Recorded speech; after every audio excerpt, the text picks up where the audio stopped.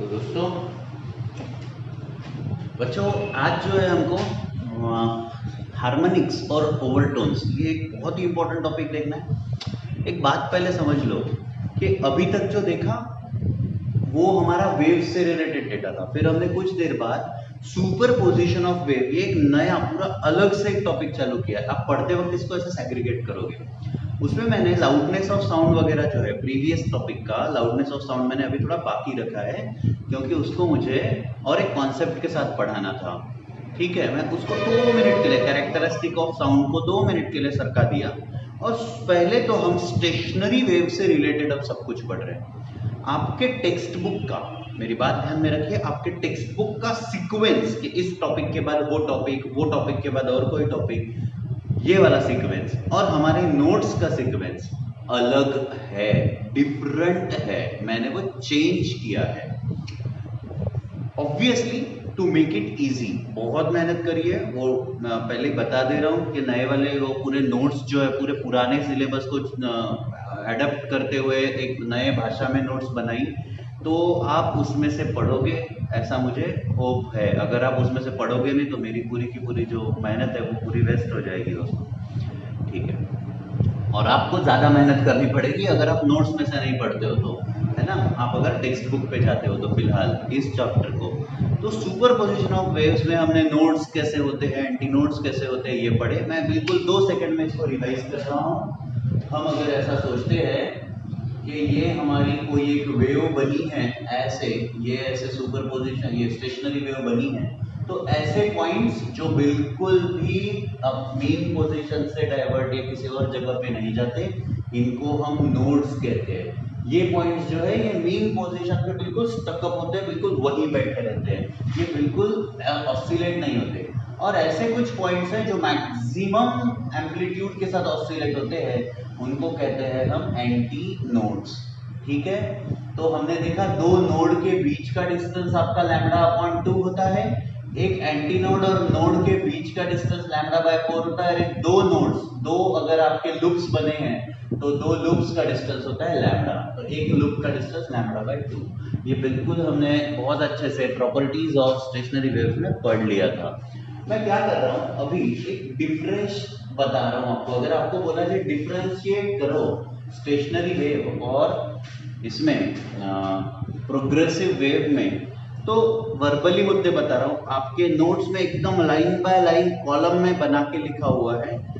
पहला, progressive wave में energy प्रोपैगेट होती है, पर स्टेशनरी वेव में एनर्जी का ट्रांसफर नहीं होता मीडियम में। इस जगह से उस जगह पे एनर्जी नहीं जाती। There is no transfer of energy in stationary wave, but there is a transfer of energy, you can say propagation of energy in the progressive wave. Progressive wave में हर एक पार्टिकल का एम्पलीट्यूड सेम होता है। Each particle oscillates, क्या है, each particle oscillates with the same amplitude. Stationary wave में ऐसा नहीं होता, each particle has a different amplitude. Okay, the points at which the amplitude is maximum, those particles are called as antinode particles. ठीक है, and certain particles will not have any amplitude, जिनको node कहते हैं। Node का क्या होगा, node के point तो ऑसिलेट ही नहीं हो रहे, जैसे बैठे वैसे बैठे, तो उनका एम्पलीट्यूड तो 0 हो गया। उससे अलावा प्रोग्रेसिव वेव में हर एक पार्टिकल ऑसिलेट हो रहा होता है। आपके स्टेशनरी वेव में particles eight node does not oscillate. आप ये पॉइंट वाइज सब कुछ पढ़ लोगे अच्छे से नोट्स में से, और जब मैं कह रहा हूँ पढ़ लोगे तो आज ही पढ़ोगे। जब क्वेश्चन वो आप ये क्लास को देख रहे हो तभी आपको पढ़ना है, do not miss it. Okay, ये आपके मेन कुछ डिफरेंसेस हो गए स्टूडेंट्स। आगे बढ़ते हैं और अगला टॉपिक लेते हैं, harmonics and overtones.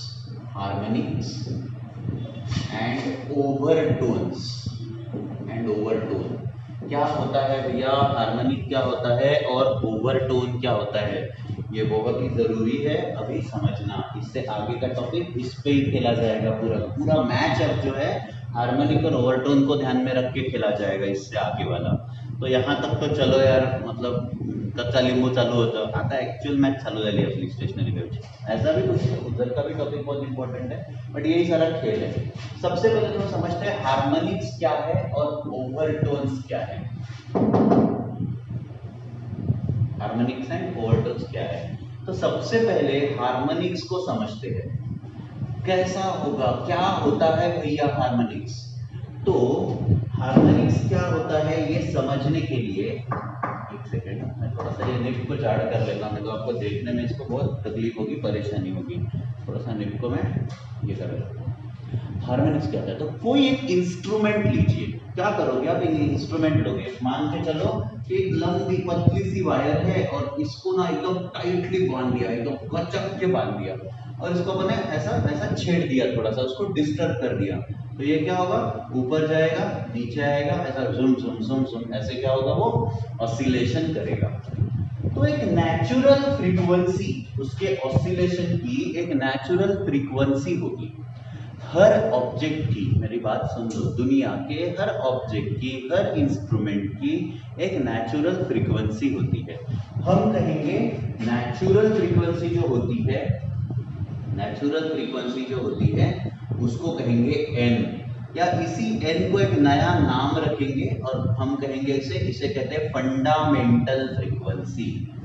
Any object which will have its, what we can say, any object can be vibrated with its natural frequency। ये नेचुरल फ्रीक्वेंसी क्या है, तो आपने अगर सिंपल किसी को छेड़ दिया तो वो उसी ऑटोमेटिकली उस फ्रीक्वेंसी पे वाइब्रेट करेगा। आप उसको बार बार अगर कुछ डिस्टर्ब नहीं करोगे, बस एक बार छोड़ दो, वो अपने नेचुरल फ्रीक्वेंसी पे वाइब्रेट करेगा। ठीक है, this natural frequency is called as fundamental frequency. हर ऑब्जेक्ट के पास, हर इंस्ट्रूमेंट के पास, म्यूजिकल इंस्ट्रूमेंट, कभी गिटार, कभी सितार, कभी तबला, कभी डमरू, हर एक का अपना एक नेचुरल फ्रीक्वेंसी, अपना एक फंडामेंटल फ्रीक्वेंसी होता है। एक बार फिर इसको दूसरे तरीके से कैसे समझेंगे। फंडामेंटल फ्रीक्वेंसी मतलब समझ लो कोई तबला है, ये हमारा एक तबला है, ऐसा रखा हुआ है। ठीक है, इस बार मेरा डायग्राम मतलब बहुत अच्छा है, कोई उसमें कुछ नहीं निकाल सकता, दिस इज योर तबला। और इसमें सबसे लोएस्ट पॉसिबल फ्रीक्वेंसी कौन सी निकाली जा सकती है, आप उसको भी फंडामेंटल फ्रीक्वेंसी बोल सकते हो। कि भाई सबसे लोएस्ट कौन सी है, एकदम आसानी से सबसे लोएस्ट फ्रीक्वेंसी, सबसे छोटी फ्रीक्वेंसी कौन सी हो सकती है, तो हम बोलेंगे उसी फ्रीक्वेंसी को क्या कहेंगे, फंडामेंटल फ्रीक्वेंसी। हम इसको एडजस्ट कर सकते हैं, थोड़ा टाइट करके, थोड़ा लूज करके। कभी आपने देखा होगा तबले के वो टाइट कर देते हैं कुछ अपन, मतलब स्ट्रिंग्स जो बाजू में ऐसे डोर जो इसमें लगे हुए होते हैं ऐसे, है ना, इसमें ऐसा कुछ फंसा देते हैं, ऐसे कुछ गुठलियां या लकड़ी के ऐसे पार्टिकल्स। तो इस डोर को टाइट करके, ये स्किन को, तबले के ऊपर जो स्किन होती है, मतलब जो ड्रम है ऊपर का, उसको टाइट करके हम इसकी फ्रीक्वेंसी को बदल सकते हैं। बट अब आसान भाषा में अगर एकदम आसानी से अगर आपको समझना है, तो इसको आप फंडामेंटल फ्रीक्वेंसी क्या है, सबसे पहले आपको ये समझना होगा। What do we mean by fundamental frequency. Fundamental frequency, आप इसी को नेचुरल फ्रीक्वेंसी कह सकते हो। क्या है भैया फंडामेंटल फ्रीक्वेंसी, इसको लिखना नहीं है, फंडामेंटल फ्रीक्वेंसी के डेफिनेशन को आपको लिखना नहीं है। ठीक है, fundamental frequency is any lowest possible frequency of the object और एन इंस्ट्रूमेंट, है ना। कोई भी नेचुरली लोएस्ट फ्रीक्वेंसी को ऑब्जेक्ट की क्या होगी, किस फ्रीक्वेंसी पे सबसे कम इसमें ऑसिलेट होगा या वाइब्रेट करेगा, that frequency is your this one, fundamental frequency दोस्तों। ठीक है, अब मान के चलो कोई एक इंस्ट्रूमेंट लिया, XYZ टाइप का कोई इंस्ट्रूमेंट लिया हमने, और उस इंस्ट्रूमेंट की n ये हमारी नेचुरल फ्रीक्वेंसी है। हम ऐसा बोल रहे हैं, let n be the natural frequency, ये कुछ भी लिखना नहीं है, बी द नेचुरल फ्रीक्वेंसी या fundamental frequency, fundamental frequency, let n be the fundamental और एल्स नेचुरल फ्रीक्वेंसी। चलो ठीक है, अब उस इंस्ट्रूमेंट की मैंने फ्रीक्वेंसी बढ़ाई, कुछ और टेक्निक लगाई और उसकी फ्रीक्वेंसी इंक्रीज करी। उस इंस्ट्रूमेंट की फ्रीक्वेंसी अगर इंक्रीज करते हैं तो इस n की, हम बोल क्या रहे, हम इस n की अगर मल्टीपल में वो फ्रीक्वेंसी आती है, मतलब अगर समझ लो यहाँ पे 5 हर्ट्ज था, तो दूसरा 10 हर्ट्ज आया, तीसरा 15 आया, चौथा 20 आया, फिर 25, फिर 30, तो आप बोलो n, 2n, 3n 4n 5n 6n।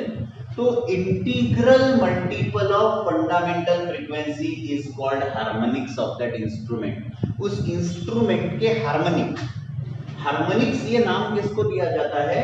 तो फंडामेंटल फ्रीक्वेंसी और उसके साथ उसके इंटीग्रल मल्टीपल ऑफ फ्रीक्वेंसी। मतलब अगर 5 हर्ट्ज आपकी फंडामेंटल है तो 10 15 20 25 30 उसके मल्टीपल में होंगे। इंटीग्रल मल्टीपल मतलब त्याचा पाढा, सरळ मल्टीप्लिकेशन टेबल है ना। तो उसके मल्टीप्लिकेशन टेबल के हिसाब से अगर उसके पास वो फ्रीक्वेंसीज है तो हम उनको क्या कहते हैं? हार्मोनिक्स है। ये n 2n 3n 4n 5n क्या है? उसके हार्मोनिक्स है।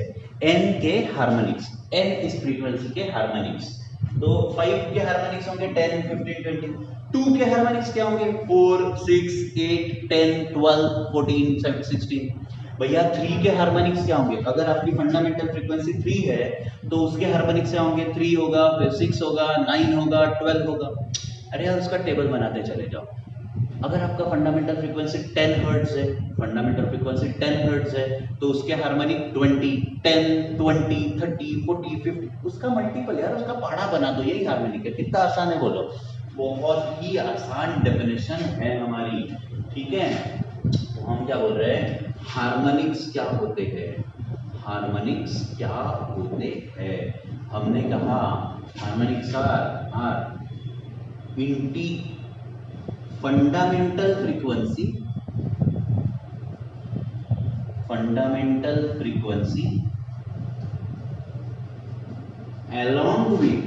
along with its integral frequencies is integral multiple of fundamental frequencies। खुद फंडामेंटल फ्रीक्वेंसी और उसके इंटीग्रल मल्टीपल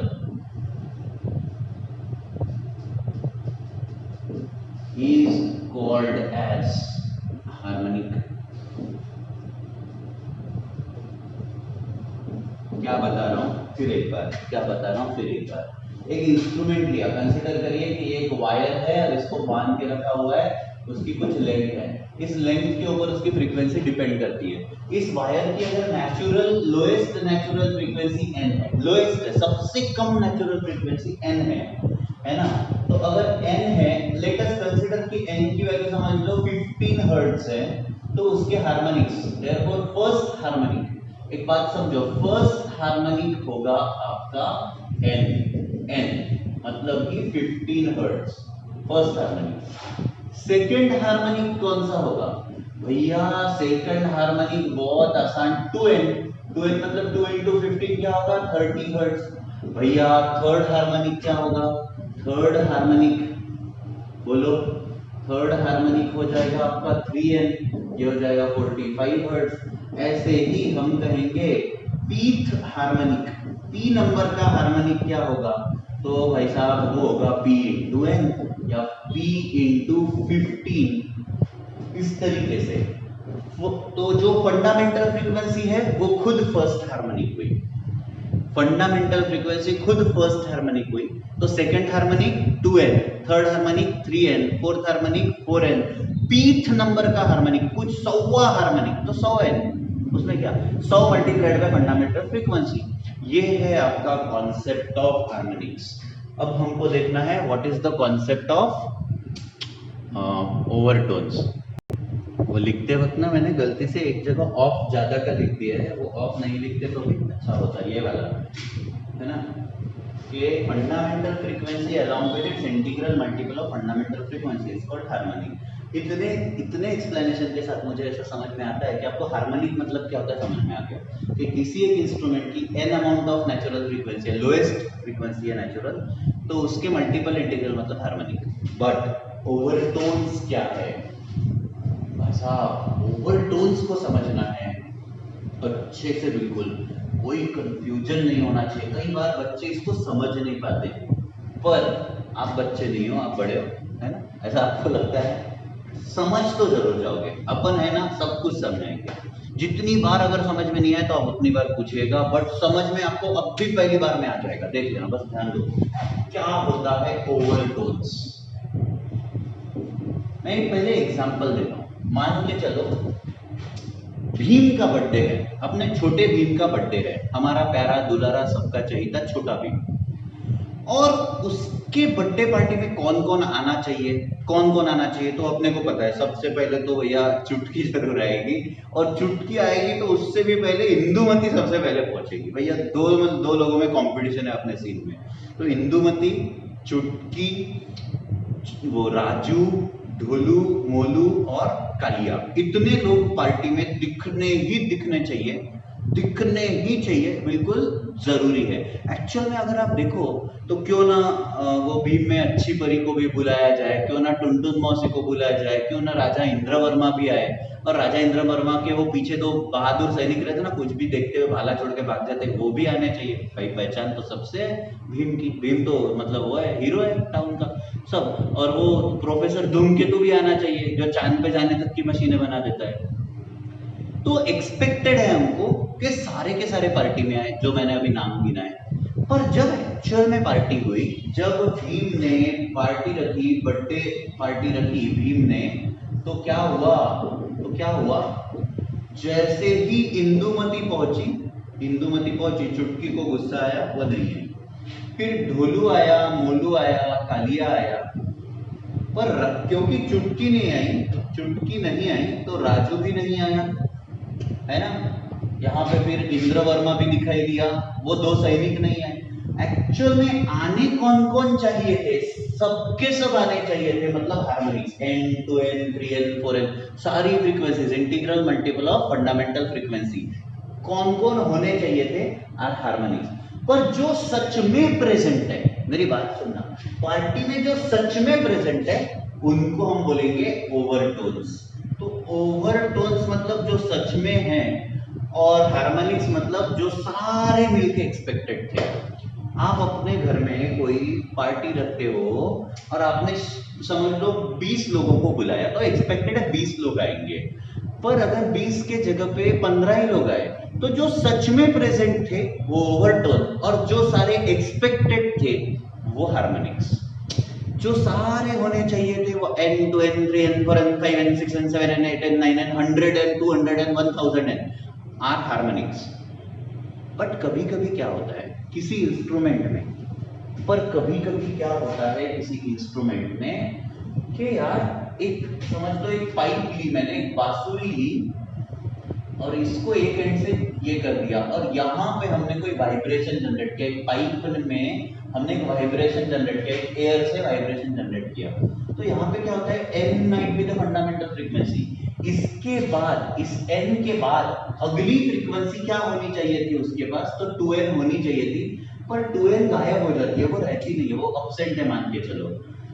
पर 3n है, पर फिर अगली बार 4n नहीं है, जो रेड में है वो एब्सेंट है, और फिर से ये 5n है, पर फिर से भैया 6n नहीं है, 7n है।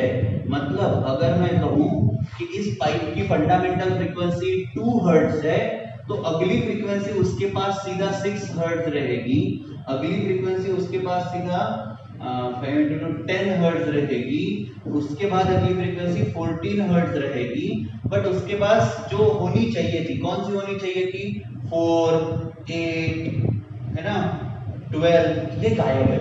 4, 8, 12 ये है ही नहीं। n से बजाया तो सीधा 3n है, उसके बाद 5n है, उसके बाद 6n है, सॉरी 7n है, बट 2n ये एब्सेंट है। तो जो एब्सेंट है उनको मारो गोली, जो प्रेजेंट है उनको बोला जाएगा ओवरटोन्स। ऐसे बहुत सारे इंस्ट्रूमेंट होते हैं जिनमें सारी की सारी हार्मोनिक्स प्रेजेंट नहीं रहती। हमको एक्सपेक्टेड रहता है कि n रहेगा, 2n रहेगा, 3n रहेगा, 4n रहेगा, 10n रहेगा, हमारा एक्सपेक्टेशन छोड़ दो, पर सारे प्रेजेंट नहीं रहते, कुछ प्रेजेंट होते हैं और कुछ एब्सेंट रहते हैं। जैसे क्लास है, मुझे एक्सपेक्टेड है कि मेरे क्लास का हर बच्चा प्रेजेंट रहे, आप में से हर एक जन वो क्लास को देखो, पर सभी रहते क्या, नहीं रहते।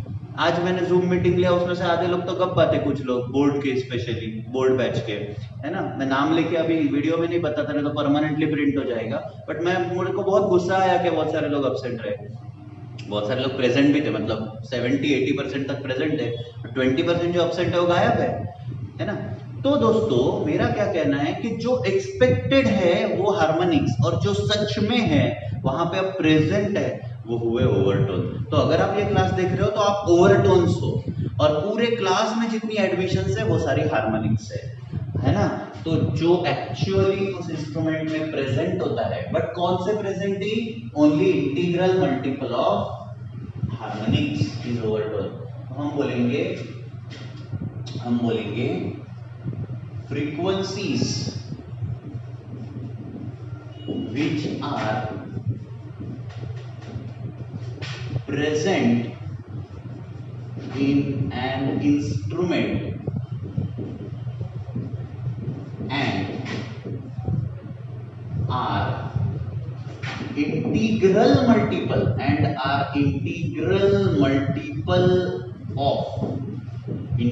multiple of fundamental frequencies।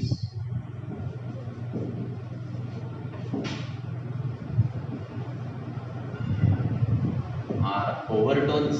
आप बोलोगे सर इतना घुमा के लिखा, इससे भी कोई ज्यादा आसान है क्या? हाँ भैया, इससे भी ज्यादा आसान डेफिनेशन है, तो चलो और लिख ले।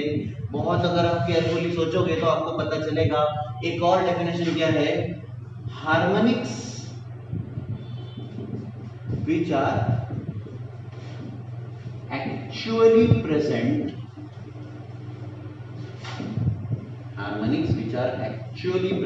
in given instrument। जो हार्मोनिक्स जो सच में प्रेजेंट होते हैं उस गिवन इंस्ट्रूमेंट के फ्रीक्वेंसीज में आर नोन एज क्या? ओवरटोन्स। बहुत अच्छा, जो हार्मोनिक्स सच में प्रेजेंट है वो ओवरटोन्स है, और जो सारे होने चाहिए थे n two n, ten four n five, वो हार्मोनिक्स है। तो फंडामेंटल फ्रीक्वेंसी मतलब लोएस्ट पॉसिबल नेचुरल फ्रीक्वेंसी, सबसे छोटी नेचुरल फ्रीक्वेंसी जो उस इंस्ट्रूमेंट में है, lowest frequency which is available naturally in the instrument. अब हार्मोनिक्स उसके त्याचा पाढा बना, दैट इज हार्मोनिक, उसका मल्टीप्लिकेशन टेबल बनाओ, दैट इज हार्मोनिक। और उन सभी का होना एक आधे इंस्ट्रूमेंट में, उसके सारे हार्मोनिक्स का होना एक्सपेक्टेड था, पर कुछ इंस्ट्रूमेंट में कुछ हार्मोनिक्स मिसिंग होते हैं, वो आते ही नहीं। तो जो नहीं आते उनको छोड़ दो, जो है, जो प्रेजेंट है, जो अवेलेबल है, जो आज हमारी दुनिया में, जो आज हमारी जिंदगी में है, उनको हम ओवरटोन बोलेंगे।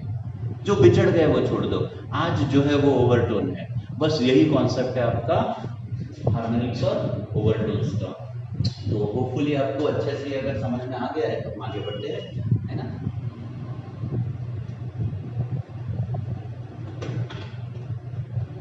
और पढ़ेंगे अगला topic, modes of vibrations on the string, है ना। किसी धागे में किसी अगर डोरी को हम पक्का बांध दे और उसमें किस तरीके के वाइब्रेशन जनरेट हो सकते हैं, उसको हम कहते हैं modes of vibration. But modes of vibration भी पढ़ने से पहले मैं क्या आपको बताना चाहता हूँ कि समझ लो कोई एक स्ट्रिंग है, ये कोई एक स्ट्रिंग है, ऐसी बनी है। इस स्ट्रिंग में मैंने प्लग किया, ये वेव निकली, इस तरफ जाती है। मैंने और जोर से प्लग किया, खट खट खट खट, तो यार इस वायर को और टाइट बांधा, एकदम टाइट बांधा, तो क्या होगा? तो और तेजी से वेव जाएगी। तो भाई साहब, ये जो वेव हम किसी वायर में जनरेट कर रहे हैं, ये वेव की स्पीड, वेलोसिटी किन चीजों पे डिपेंड करती है? आपने देखा कि अगर बहुत टाइटली हम बांधेंगे, बहुत पिच टाइट रखेंगे, तो बहुत तेजी से वेव जाती है। और एकदम लूज, एकदम ऐसा वायर जैसे कपड़े सुखाने पे ऐसे लंबी एकदम झोल खाती हुई वायर होगी, उस पे तो एकदम वेव आराम से उसमें से जाएगी। और एकदम टाइट होगी, खट करके करके जाएगी। जैसे वायलिन का वो होता है, स्ट्रिंग होता है, या फिर गिटार का या सितार का जो धागा, जो वो वायर होती है, वो एकदम टाइटली क्लैम्प्ड होती है। आप उसको कट करके बहुत स्पीड से वेव जाएगी। और एकदम लूज पड़ा हुआ अगर एक आधा डोर है, तो उसको अगर आप बजाओगे तो जा रहा है स्लोली, ऐसा होगा ना। मैं वही तो बोल रहा हूँ कि भैया किस पे डिपेंड कर रहा है? तो भाई साहब, ये डिपेंड कर रहा है टेंशन कितनी है उस, मतलब कितनी टाइटली क्लैंप करके, कितनी कितनी टाइटली बांध के रखी हुई है भाई वो रोप को, उस डोरी को। तो हम बोलेंगे wave velocity, wave velocity over stretched string. ये आपके इसमें ना अलग से मतलब नोट्स में बना हुआ है, आप नोट्स कलेक्ट कर सकते हो, ठीक है। मतलब बोर्ड वाले उधर से करो और एस्पायर वाले इस तरफ से करो, और मतलब अपने अपने इंस्टीट्यूट से करो, इतना ही कहना है। तो किधर गया बे? हाँ बता रहा हूँ ना, रुको ना थोड़ा सा, मैं नोट्स में बता रहा हूँ आपको कहाँ पे है। पहले तो पेज नंबर 14 पे है हार्मोनिक्स एंड ओवरटोन्स, इसका पूरा डिस्क्रिप्शन यहाँ पे लिखा हुआ है। फिर vibration of string, vibration of string में उसमें velocity, wave velocity over a straight string. तो आपको एक टॉपिक दिखेगा पेज नंबर 15 पे, पेज नंबर 15 पे क्या दिखेगा? वाइब्रेशन ऑफ स्ट्रिंग, ऐसा एक टॉपिक दिख रहा है। और इसमें सबसे पहला जो पैराग्राफ है, कंसीडर अ लॉन्ग स्ट्रिंग वगैरह वगैरह। पर इसको थोड़ा सा ना डिटेल में समझना है कि वेव की वेलोसिटी कितनी होगी एक स्ट्रेच्ड स्ट्रिंग पे। ये एक वायर है, एक स्ट्रेच्ड स्ट्रिंग है। मैं क्या कर रहा हूँ कि इस वायर को एकदम टाइटली क्लैंप करके, एकदम टाइटली क्लैंप करके यहाँ पे हमने अटैच कर लिया। पर ये करने से पहले हमने क्या किया था? ये वायर एक्चुअल में कैसे दिखती होगी भाई साहब? ऐसे कुछ होगी एकदम, अगर आप थोड़ा सा एकदम गौर से देखोगे उसका शेप कुछ ऐसा होगा। इस वायर के क्या क्या पैरामीटर्स है? इस वायर की कुछ लेंथ है L, इस वायर की कुछ जाड़ी है, मतलब उसका एरिया ऑफ क्रॉस सेक्शन है A, जो कि होगा पाई r स्क्वायर।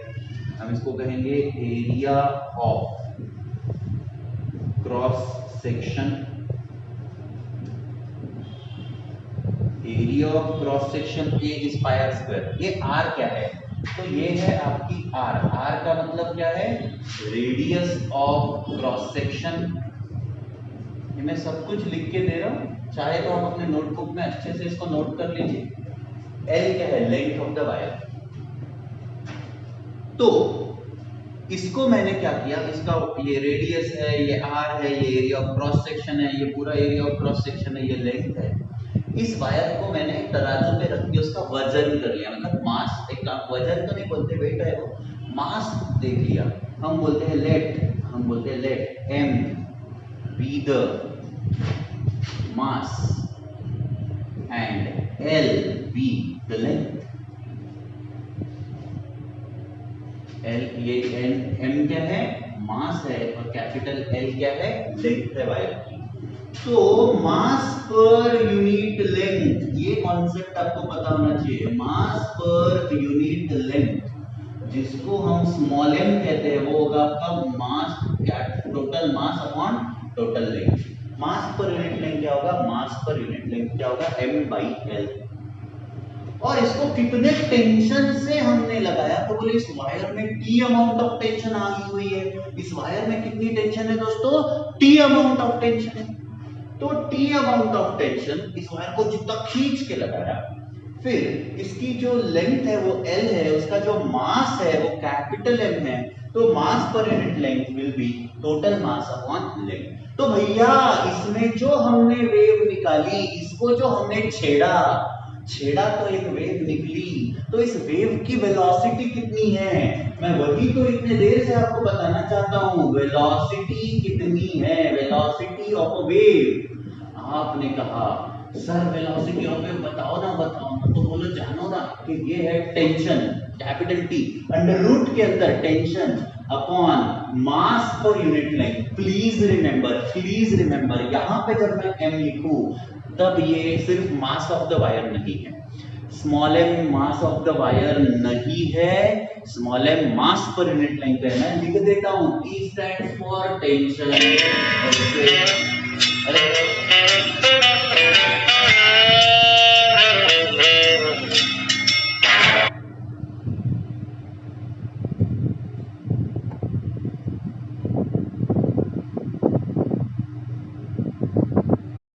हाँ तो स्टूडेंट्स एक थोड़ा सा बड़ा सीन हो गया था आज। तो मैं आपका रिकॉर्डिंग माइक बोया M1 लगाना ही भूल गया, तो अभी तक जो आपका क्लास हुआ वो ना दोस्तों आप उसमें सुनना, मतलब अच्छे से हेडफोन में, थोड़ी वॉइस तो आ जाएगी बट थोड़ा ज़्यादा क्लियरिटी, थोड़ा लो वॉइस हो गया डेली से, बट आपको वो ध्यान में आ जाएगा, ठीक है। और वो फ्लाइट मोड पे भी डालना भूल गया था तो इसलिए सारी दिक्कत हो गई, बीच में कॉल आ गई और वीडियो जो है वो डिस्टर्ब हो गया, पर कोई बात नहीं, यहीं से कंटिन्यू करते। तो हाँ, मैं क्या बोल रहा था कि भैया ये जो वेलोसिटी है, वेलोसिटी का फॉर्मूला है under root of tension upon m, तो टी स्टैंड्स फॉर टेंशन।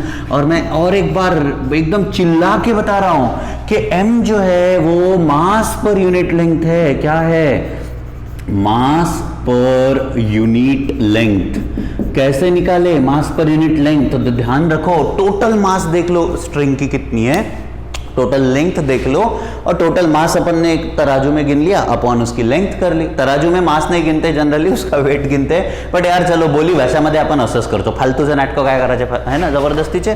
तो क्या है, तो आपने वाइब्रेशन ऑफ स्ट्रिंग में ये एक फॉर्मूला पढ़ लिया कि अगर किसी स्ट्रिंग को क्लैंप करके दो क्लिप्स में मैंने फंसा दिया और उसको टिंग करके बजाया, तो जो वेव बनेगी उसकी वेलोसिटी कितनी होगी? तो वो होगी under root T upon m. यहाँ पे टी है टेंशन, मतलब बहुत खींच के तान के अगर स्ट्रिंग लगाइए तो वेव बहुत ज्यादा स्पीड से जाएगी, अगर एकदम लूज छोड़ी हुई है तो वो वेव बहुत स्लो जाएगी।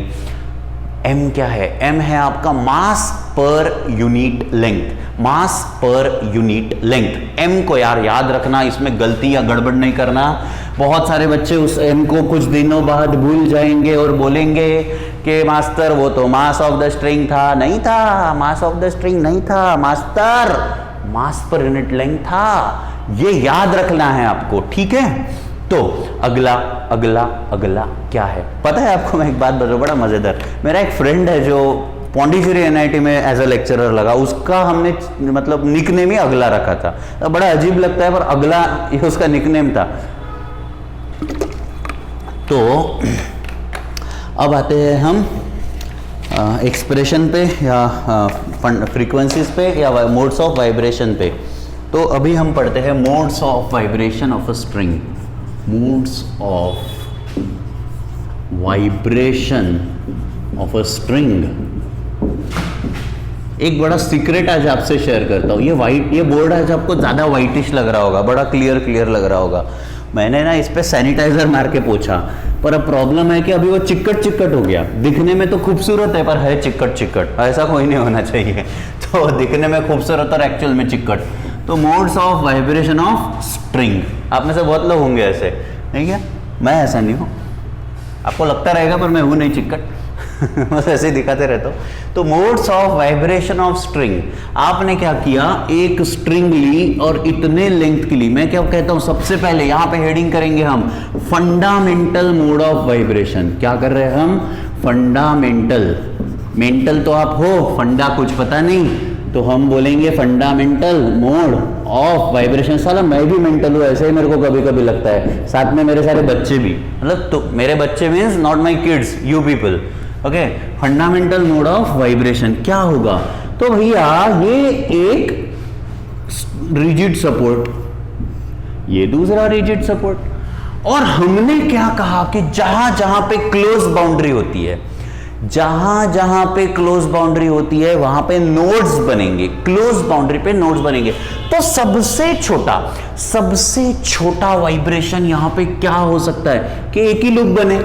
ये तो भैया सबसे आसान वाइब्रेशन होगा ना, बोलो बोलो बोलो, सबसे आसान वाइब्रेशन यही होगा, सबसे कम वाला। इससे कम, इधर एक नोड बनना कंपलसरी है, इधर एक नोड बनना कंपलसरी है, इसके सबसे कम वाइब्रेशन यही हो सकता है कि एक ही नोड बना, क्योंकि यहाँ पे मतलब वो है क्लोज बाउंड्री है, यहाँ पे भी क्लोज बाउंड्री, मतलब डोरी बांध के रखी हुई है, यहाँ पे डोरी बांध के रखी हुई है। अगर डोरी ओपन होती तो वहां पे एंटी नोड बनता।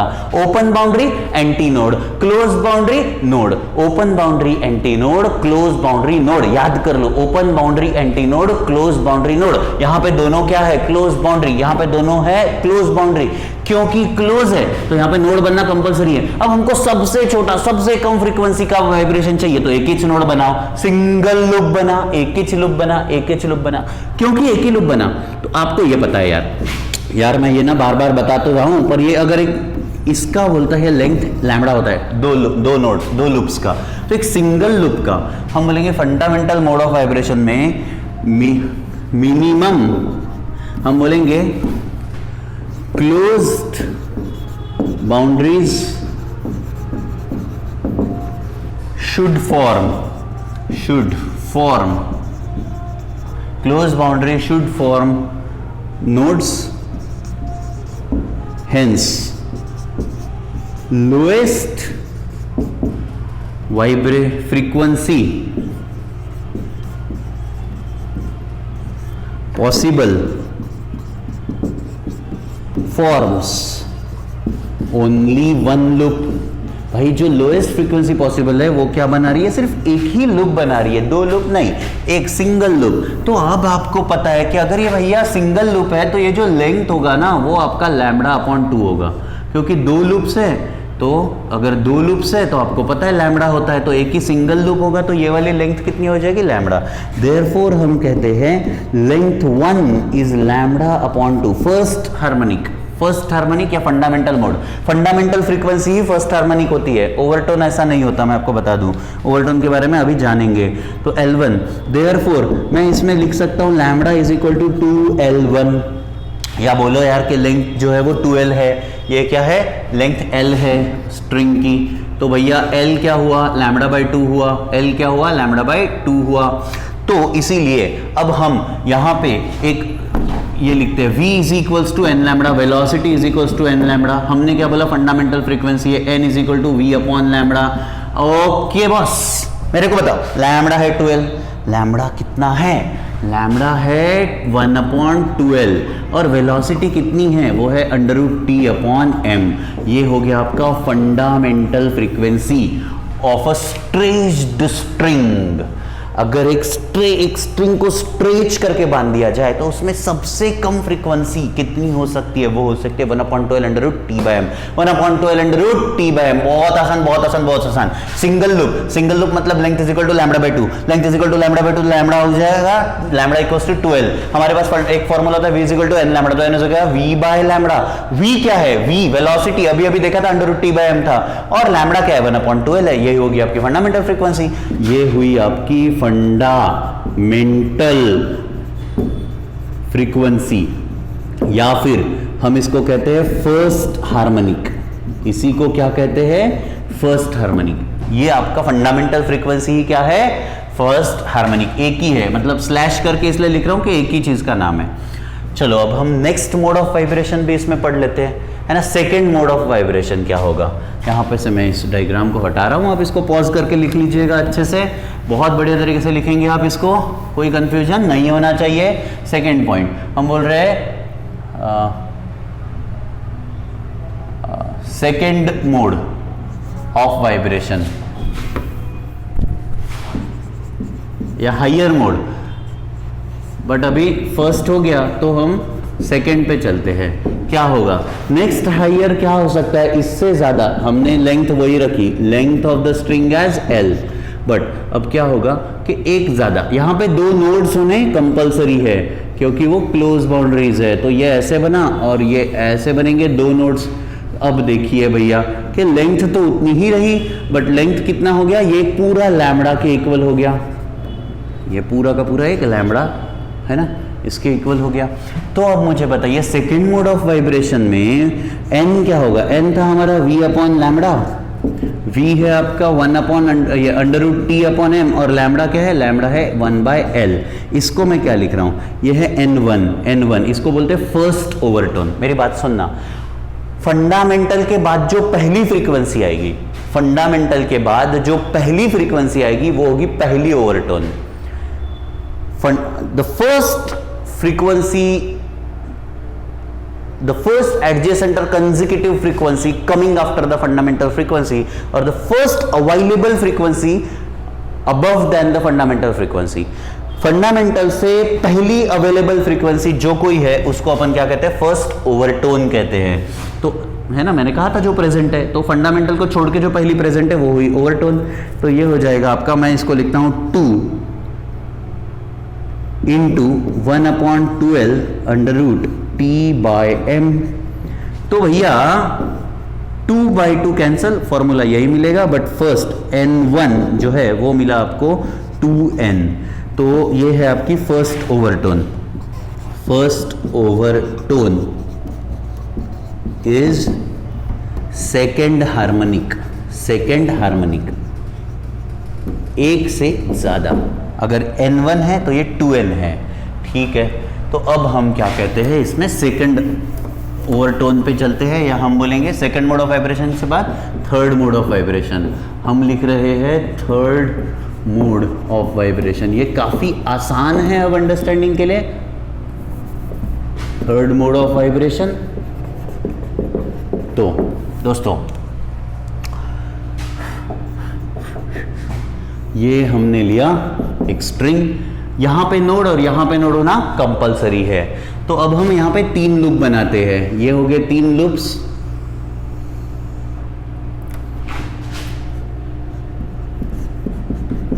अब ये इतना लेंथ देखो, ये लेंथ जो है ये कितना होगा, ये पूरा देखो, इधर थोड़ा सा ध्यान दीजिए, ये एक वेव हुई लैम्बडा और उसके बाद आधी, मतलब ये हुआ λ/2, तो भैया लेंथ कितना होगा, लैम्बडा प्लस λ/2 हुआ आपका 3 λ/2, तो लैम्बडा हो जाएगा आपका 12/1/3, लैम्बडा क्या हो जाएगा 12/3।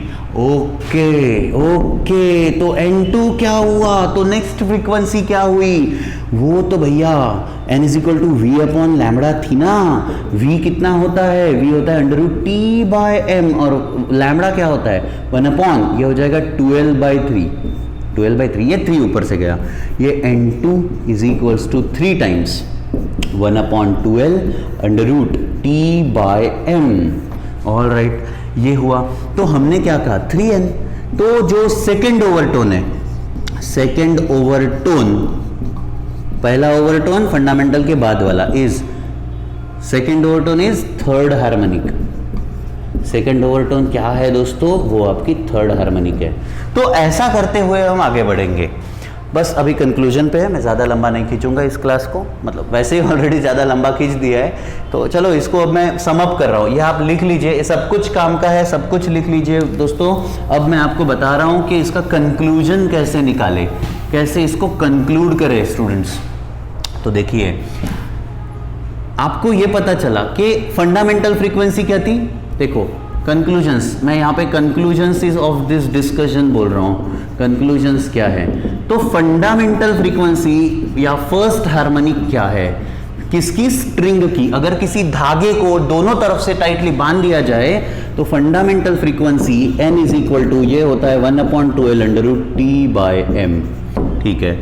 फर्स्ट ओवरटोन, फर्स्ट ओवरटोन हम बोलेंगे N1 = 2N, तो हम बोलेंगे पीथ नंबर का ओवरटोन, एक से ज्यादा।